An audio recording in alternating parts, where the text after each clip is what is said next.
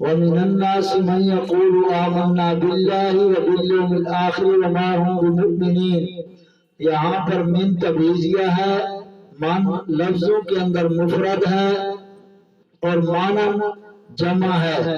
لفظوں کے اندر مفرد ہے اس لیے یقول کی ضمیر مفرد لوٹ رہی ہے، اور مانن جمع ہے کیونکہ اس کا مصداق ایک فرد متعین نہیں ہے، بلکہ جو بھی یہ فعل کرے گا، یہ عقیدہ اپنائے گا، وہ اس کا مصداق ہے، اور اس کا مصداق حقیقتاً کئی افراد تھے، تو اس لیے یہ مانن جمع ہے۔ وما ہم بمؤمنین کے اندر ضمیر جمع کی لوٹ رہی ہے، لفظوں میں مفرد ہے، لفظوں کی رعایت کرتے ہوئے یقول کی ضمیر مفرد لوٹ رہی ہے، مانن جمع ہے اس لیے ما ہم بمؤمنین کی ضمیر جمع کی لوٹ رہی ہے، لیکن معنی اس کا ہم جمع والا کریں گے تاکہ آگے جو ضمیریں آ رہی ہیں ان کے ساتھ مطابقت ہو جائے۔ وَمِنَ النَّاسِ مَن يَقُولُ، لوگوں میں بعض وہ ہیں جو کہتے ہیں آمنا باللہ، ہم ایمان لے آئے اللہ پر، وبالیوم الآخر، اور قیامت کے دن پر، وما ہم بمؤمنین، اور ہرگز ایمان لانے والے نہیں ہیں۔ ما نفی کا ہے اور اس کی خبر کے اوپر بات زیادہ داخل ہو گئی ہے تو مزید تاکید پیدا ہو گئی۔ وہ ہرگز ایمان لانے والے نہیں ہیں یا وہ بالکل ایمان لانے والے نہیں ہیں۔ اگر یہ معنی کر دیا جائے کہ وہ بالکل ایمان لانے والے نہیں ہیں تو بھی ٹھیک ہے، کیونکہ بالکل کا لفظ اردو کے اندر یہ تاکید کے لیے آتا ہے، اور یہ منافقین اس گروہ جو ان کا ذکر ہو رہا ہے یہ منافقین کا گروہ ہے۔ پہلے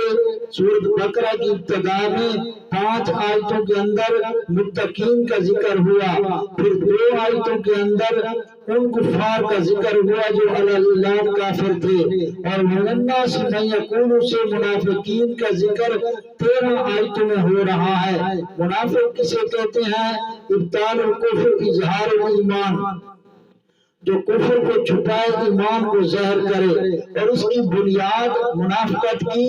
یا تو بزدلی اور مفاد پرستی پر ہوتی ہے، یا بزدلی پر مفاد پرستی کی وجہ سے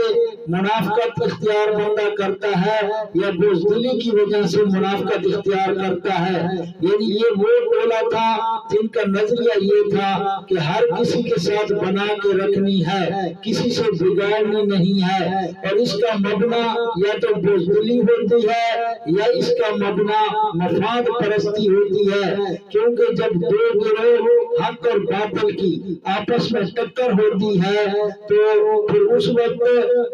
ظاہر بات ہے کہ دونوں حق والے نہیں ہو سکتے اور دونوں باطل پر بھی نہیں ہو سکتے، تو کھل کر بندہ جب ایک کے ساتھ ہوتا ہے تو دوسرے کے ساتھ عداوت اختیار کرنی پڑتی ہے، تو اس کے لیے پھر جرأت چاہیے، ہمت چاہیے۔ بزدل آدمی کبھی بھی کھل کر کسی ایک کے ساتھ ہونے کا اعلان نہیں کرتا، یا اس کے لیے مفاد پرستی کو چھوڑنا پڑتا ہے۔ تو اس لیے منافقین کا گروہ ایسا تھا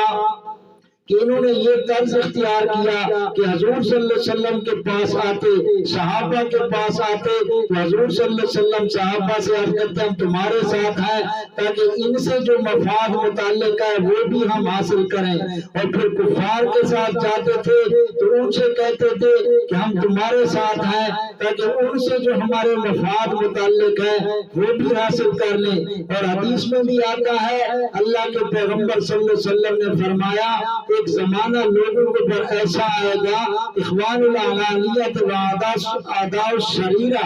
یعنی لوگ ظاہری طور پر تو ایک دوسرے کے بھائی بنیں گے، دوستی ظاہر کریں گے، لیکن اعداء الشریرہ در پردہ وہ دشمن ہوں گے، در پردہ وہ مخالف ہوں گے۔ صحابہ نے عرض کیا یا رسول اللہ صلی اللہ علیہ وسلم لوگ ایسا کیوں کریں گے کہ ظاہر تو دوستی کریں گے اندر دشمنی چھپی ہوئی ہوگی؟ اللہ کے پیغمبر صلی اللہ علیہ وسلم نے فرمایا ذالکا بربت بعضہم،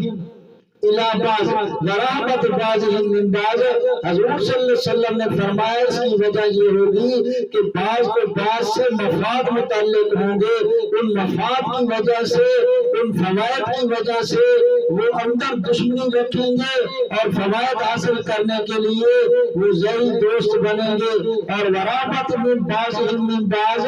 बाज को बाज से खौफ होगा, यानी अगर खुलकर हम अदावत करें तो फिर तो ये हमें तकलीफ पहुंचाएंगे, तो उस खौफ की वजह से वो जहरवान जो है दोस्त बनेंगे, भाई बनेंगे, अंदर दुश्मनी छुपी हुई होगी। तो ये मुनाफिकीन का गिरोह ऐसा था कि जहर तो ईमान करते थे, अंदर कुफ्र छुपा हुआ था। और इनका जिक्र जो है तकरीबन 13 आयतों में हुआ है, क्योंकि जो अलल इलान काफिर होता है, अलल इलान दुश्मन होता है, उससे बचना आसान है। जो दोस्ती के रंग में दुश्मनी करे उसके नुकसान से बचना बहुत मुश्किल है। ये टोला बड़ा खतरनाक था, इसलिए इसका जिक्र 13 आयतों में हुआ। उर्दू में इसको मारे आस्तीन कहते हैं, आस्तीन का सांप, यानी जो हर वक्त करीब होता है, तो इसलिए ये सबसे ज्यादा खतरनाक था। तो अल्लाह से 13 आयतों के अंदर इन मुनाफिकीन का जिक्र हुआ है।